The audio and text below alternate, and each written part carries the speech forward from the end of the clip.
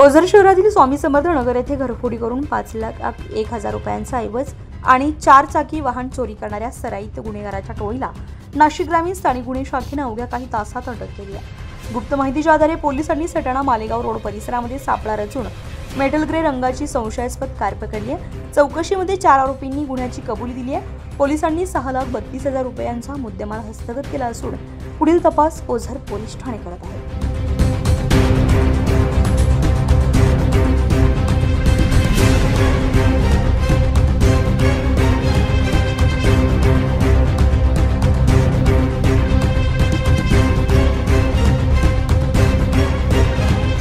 News पोलखोलसाठी Naseer Pathan, Nashik.